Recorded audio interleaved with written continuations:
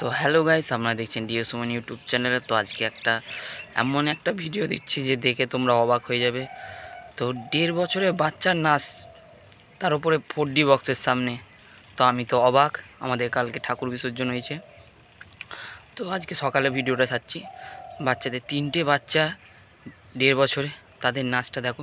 আর যদি ভালো লাগে লাইক শেয়ার কমেন্ট, আর নতুন হলে সাবস্ক্রাইব করতে ভুলবেন না। তো আরও ধামাকাদার ভিডিও নিয়ে আসবো তোমাদের জন্য বলেছি। তো দেখতে থাকো ভিডিওটা, কেমন নাচছে বাচ্চাগুলো।